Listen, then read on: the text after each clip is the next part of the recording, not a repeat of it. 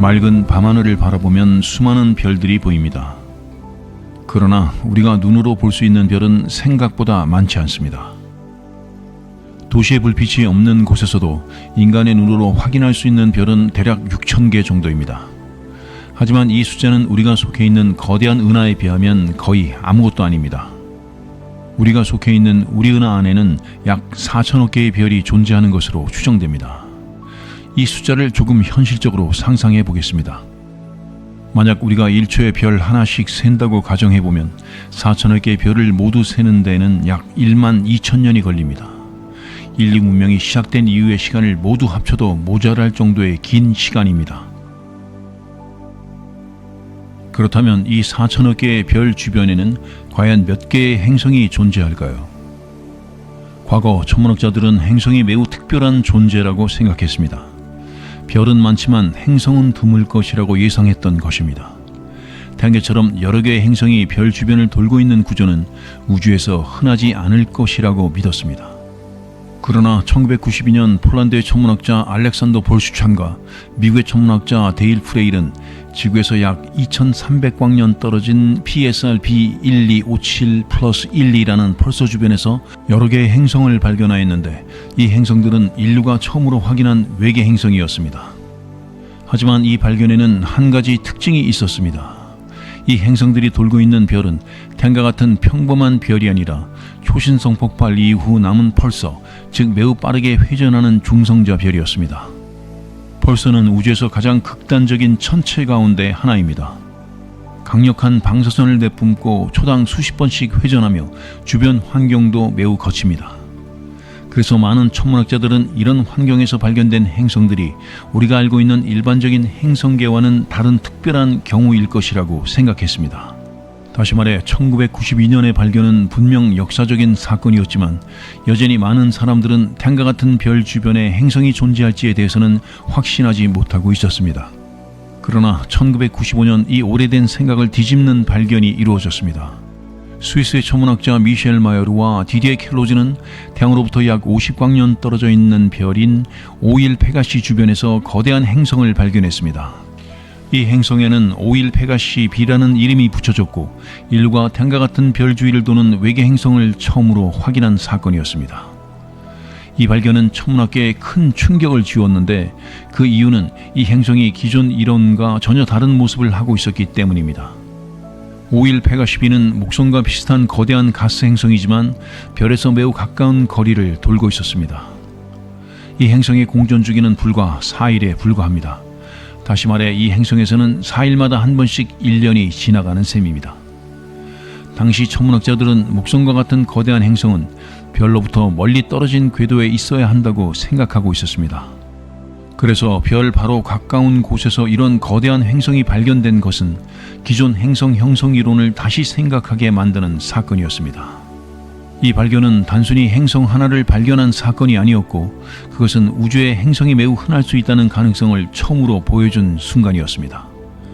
그리고 이 발견 이후 천문학자들은 우주 곳곳에서 새로운 행성들을 연이어 발견하기 시작했습니다. 2009년 발사된 케플러 우주망원경은 행성을 찾기 위해 특별히 설계된 망원경이었습니다. 케플러는 별빛의 아주 미세한 변화를 측정하여 행성이 별 앞을 지나갈 때 생기는 빛의 감소를 포착했습니다. 이러한 방법으로 수천 개의 행성이 발견되었습니다. 지금까지 확인된 외계 행성은 약 5천 개이지만 이것은 실제로 존재하는 행성의 극히 일부에 불과합니다. 우리가 직접 발견할 수 있는 것은 전체 우주의 작은 표본에 지나지 않기 때문입니다. 천문학자들이 케플러 망원경의 데이터를 분석한 결과 거의 모든 별은 행성을 가지고 있을 가능성이 높다는 것을 확인했습니다. 즉, 별 하나당 평균적으로 적어도 한 개 이상 또는 여러 개의 행성이 존재할 수 있다는 의미입니다. 이 사실을 우리 은하에 적용해보면 우리 은하에는 약 4천억 개의 별이 있고 대부분의 별이 행성을 가지고 있다면 우리 은하에는 최소 수천억 개의 행성이 존재할 가능성이 있습니다. 이 수많은 행성들 가운데에는 지구처럼 바다가 있는 행성도 있을 수 있고 두꺼운 구름에 덮인 행성도 있을 수 있으며 거대한 얼음 세계나 불타는 용암 행성도 존재할 수 있습니다. 지금 우리가 속해 있는 태양계는 단지 우리 은하에 존재하는 수천억 개의 행성계 중 하나일 뿐입니다. 다시 말해 우리가 밤하늘에서 보는 별 하나하나는 또 다른 세계들을 거느린 작은 우주입니다. 그리고 바로 이 지점에서 더 거대한 질문이 등장하는데, 그것은 그렇다면 우리 은하 전체에는 정확히 몇 개의 행성이 존재할까요? 이 질문에 대한 답은 단순한 추측이 아니라 천문학자들이 실제 관측과 계산을 통해 점점 구체적으로 밝혀가고 있습니다. 행성 탐사를 위해 만들어진 케플러 우주망원경은 하늘의 특정 영역에 있는 약 15만 개의 별을 오랜 기간 관측하면서 행성이 별 앞을 지날 때 나타나는 아주 미세한 밝기 감소를 측정하는 방식으로 보이지 않는 행성의 존재를 확인했습니다. 이 관측을 통해 밝혀진 가장 중요한 사실은 행성이 특별한 존재가 아니라 매우 흔하다는 점입니다. 데이터를 분석한 결과 대부분의 별은 하나 이상의 행성을 가지고 있을 가능성이 높으며, 실제로는 하나의 별 주변에 여러 개의 행성이 함께 존재하는 경우가 많다는 결론이 도출되었습니다. 우리에게 익숙한 태양계 역시 이러한 구조를 잘 보여주는 사례로 태양 주변에는 8개의 행성이 서로 다른 궤도를 따라 공존하고 있습니다. 예를 들어 트라피스트 1이라는 별 주변에는 지구 크기의 행성 7개가 매우 좁은 궤도 안에서 밀집된 상태로 공존하고 있으며, 케플러 90 행성계 역시 8개의 행성이 확인되어 태양계와 매우 비슷한 규모를 보여줍니다. 이러한 사례들은 행성계가 일정한 형태를 가지는 것이 아니라 크기와 개수, 배치가 모두 다른 다양한 구조로 존재한다는 사실을 보여줍니다. 현재의 기술로 발견하기 어려운 행성들이 여전히 많은데, 특히 별에서 멀리 떨어져 있거나 크기가 작고 궤도가 기울어진 행성은 관측이 쉽지 않습니다. 따라서 지금까지 발견된 행성은 전체의 일부에 불과하며, 이를 우리 은하 전체에 적용하면 매우 큰 규모가 드러납니다.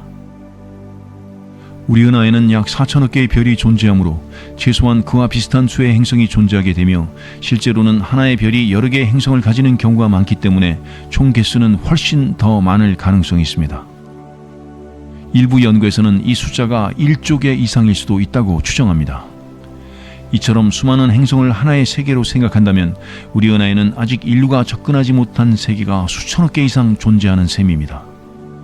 그렇다면 이 많은 행성들 가운데 지구와 비슷한 환경을 가진 곳은 과연 얼마나 될까요?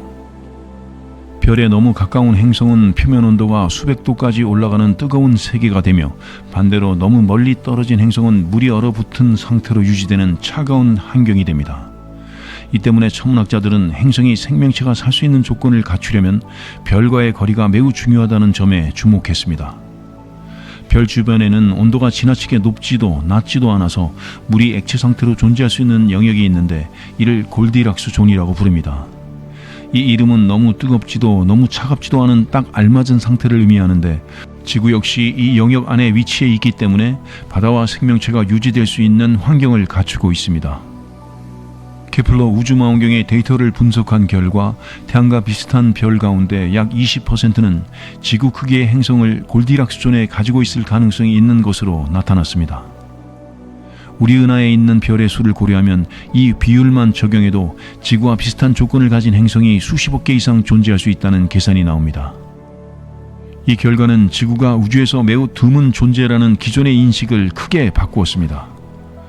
물론 이러한 행성들이 실제로 생명을 가지고 있는지는 아직 확인되지 않았으며, 대기 구성이나 자기장, 물의 존재 여부 등 다양한 조건이 함께 충족되어야 합니다. 그럼에도 불구하고 중요한 사실은 생명 가능성을 가진 행성 자체는 생각보다 훨씬 많이 존재할 수 있다는 점입니다. 우리 은하에만 이렇게 많은 행성들이 있다면 우주 전체에는 과연 얼마나 많은 세계가 존재할까요? 우리 은하에만 존재하는 행성의 수가 최대 1조 개 이상으로 추정하지만, 우리 은하는 우주 전체에서 보면 수많은 은하들 가운데 하나에 불과합니다. 허블 우주망원경의 관측 데이터를 기반으로 한 연구에서는 관측 가능한 우주에 약 2조 개의 은하가 존재할 가능성이 있다고 제시했습니다. 하나의 은하에 수천억 개 이상의 행성이 존재하고, 이런 은하가 약 2조 개 있다면 우주에는 최소 10의 23승계 이상의 행성이 존재할 수 있습니다. 지구의 모든 해변에 있는 모래 알의 수는 약 10의 20승계로 추정됩니다. 즉 우주의 행성수는 지구의 모래알보다도 약 1000배 더 많을 수 있습니다. 또한 지구의 바다에 있는 물 분자의 개수는 약 10의 46승계입니다. 우주의 행성수가 이보다 훨씬 적어 보일 수 있지만 행성 하나를 물 분자의 수와 비교할 수 있다는 자체만으로도 그 숫자는 상상을 초월합니다. 또한 1초에 하나씩 행성을 센다고 가정한다면 10의 23승계를 세는 데는 약 3조 년 이상이 걸립니다. 우리가 밤하늘에서 보는 별 하나하나는 단순한 빛의 점이 아니라 그 주변에 여러 행성을 거느린 또 하나의 세계입니다. 인류는 지금까지 수천 개의 외계 행성을 발견했지만 이는 전체 규모에 비하면 극히 일부에 해당하며 아직 탐사의 초기 단계에 있습니다. 이미 제임스 웹 우주 망원경과 같은 장비는 외계 행성의 대기를 분석하고 생명과 관련된 물질을 찾기 시작했으며 앞으로 더 많은 세계가 밝혀질 것으로 예상됩니다. 결국 우주는 우리가 생각했던 것보다 훨씬 더 많은 행성과 가능성을 품고 있으며 그 안에는 아직 발견되지 않은 수많은 세계가 존재하고 있습니다.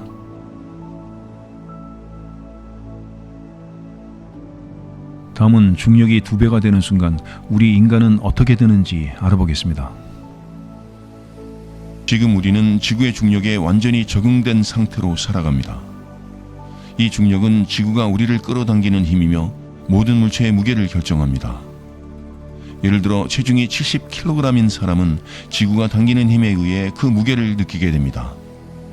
그런데 만약 중력이 지금의 2배로 증가한다면 몸의 질량은 그대로지만 느껴지는 무게는 2배가 됩니다.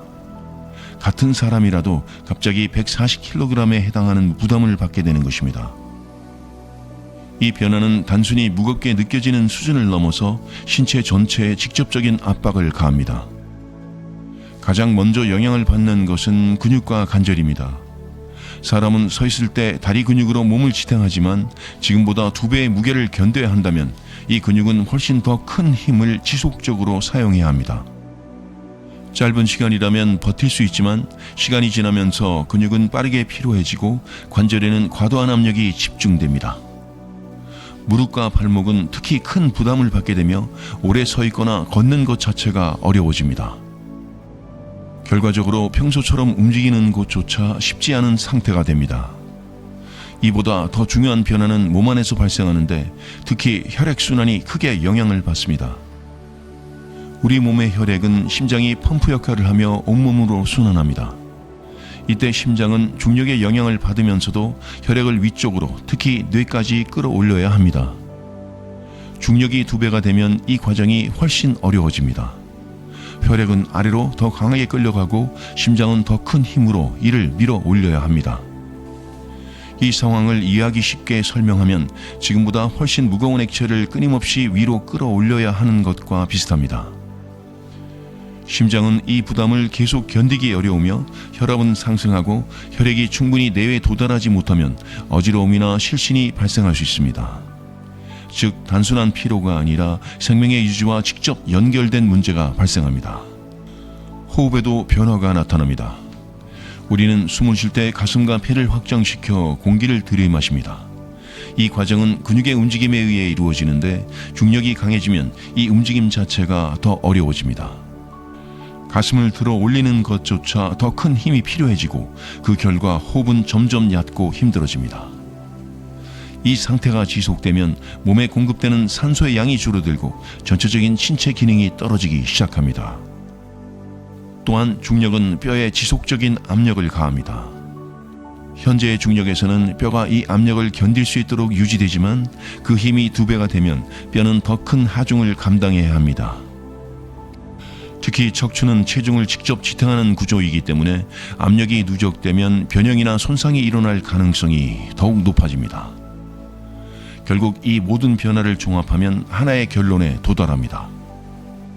중력이 2배가 되는 순간 인간의 몸은 단순히 불편해지는 것이 아니라 기본적인 활동 자체가 어려워지는 상태로 빠르게 이동합니다. 서 있는 것, 걷는 것, 숨 쉬는 것, 그리고 피를 순환시키는 것까지 모든 과정이 지금보다 훨씬 더 많은 에너지를 요구하게 됩니다. 하지만 이것은 시작에 불과합니다.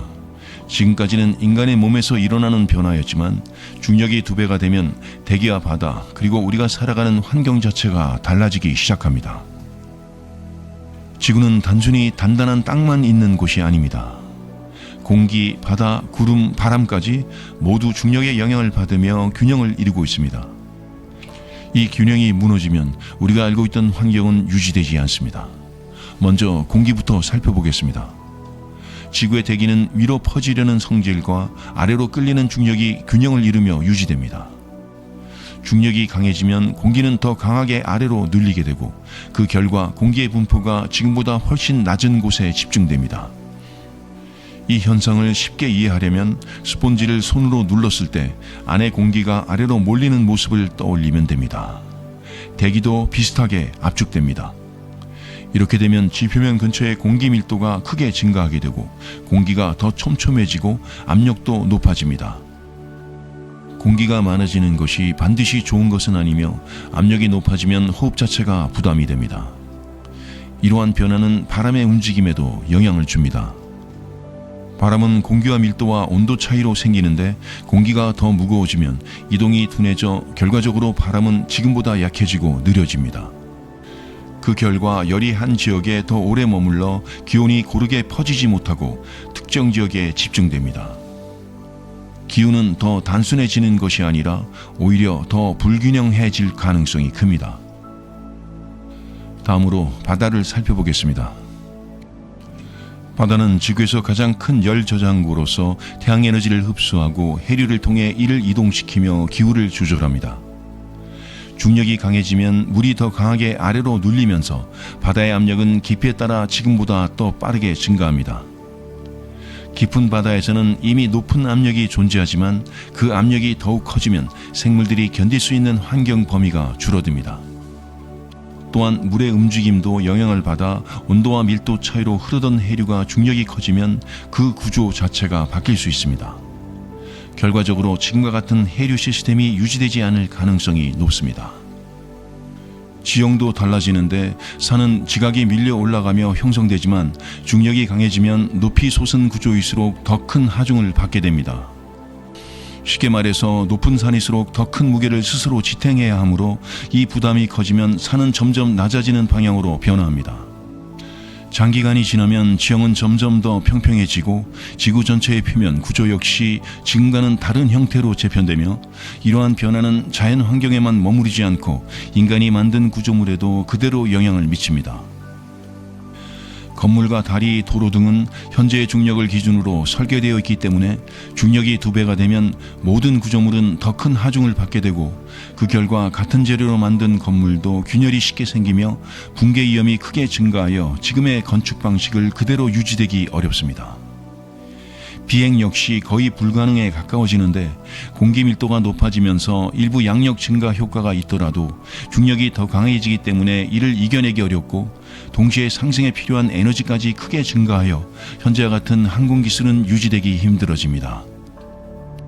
이 모든 변화를 하나로 정리하면 공기는 더 압축되고 바다는 더 높은 압력을 가지며 지형은 낮아지고 구조물은 더 쉽게 무너지는 방향으로 바뀌게 됩니다. 결국 지구는 같은 행성이지만 전혀 다른 조건을 가진 환경으로 변화하게 됩니다. 이러한 환경에서 인간은 과연 적응할 수 있을까요? 단순히 버티는 문제가 아니라 새로운 조건에 맞게 신체가 변화하는 진화나 기술적 대응을 통해 극복할 수 있는지가 의문이 됩니다. 앞에서 살펴본 것처럼 중력이 2배가 되면 인간의 몸과 지구 환경은 동시에 큰 변화를 겪게 되며 이제 남은 질문은 이러한 조건에서 인간이 계속 살아갈 수 있는가입니다. 결론은 단순하지 않은데 지금 인간의 그대로는 매우 어렵지만 완전히 불가능하다고 단정할 수는 없습니다. 먼저 현재의 인간을 기준으로 보면 근육과 관절은 큰 부담을 받고 심장은 혈액을 위로 보내기 위해 더 많은 힘을 써야 합니다. 호흡 또한 점점 어려워지는데 이러한 상태가 장시간 지속되면 신체는 빠르게 한계에 도달하게 됩니다. 특히 심장과 혈관계는 지속적인 압박을 받기 때문에 장기적인 생존이 쉽지 않으며 결국 지금과 같은 신체 구조를 가진 인간은 이 환경에서 안정적으로 살아가기 어렵습니다. 그렇다면 시간이 충분히 주어진다면 상황은 달라질 수 있을까요? 생명은 환경에 적응하며 변화하는데 이 과정을 진화라고 하며 세대를 거치면서 환경에 유리한 특성을 가진 개체가 더 많이 살아남고 그 특징이 점점 퍼지는 방식으로 진행됩니다. 중력이 2배인 환경에서는 현재와 다른 신체 조건이 더 유리해지기 때문에 키가 낮고 몸이 단단한 형태가 안정적일 수 있습니다. 무게중심이 낮을수록 균형을 유지하기 쉽고 짧은 뼈 구조는 하중을 더 잘 견딜 수 있습니다. 또한 근육은 더 두꺼워지고 뼈는 더 강하게 발달하는 방향으로 변화할 가능성이 있지만 이러한 변화는 한 세대에 이루어지는 것이 아니라 오랜 시간에 걸쳐 축적되어야 합니다. 문제는 진화만으로 해결하기에는 시간이 지나치게 오래 걸린다는 점이며 현실적으로는 기술이 더 중요한 역할을 하게 됩니다. 이미 인간은 온도를 조절하고 압력을 관리하며 다양한 환경에서도 생존할 수 있는 공간을 만들어 왔기 때문에 중력이 2배인 환경에서도 외부 영향을 줄이는 구조의 거주 공간이나 신체 부담을 분산시키는 장비와 같은 기술적 대응이 가능해집니다. 그러나 이 환경에서는 모든 사람이 같은 조건으로 살아남을 수 없으며 체력과 건강 상태, 적응 능력, 그리고 기술에 접근할 수 있는 정도에 따라 생존 가능성은 크게 달라집니다. 결국 일부는 적응하고 살아남을 수 있지만 많은 사람에게는 매우 어려운 환경이 될 수 있습니다.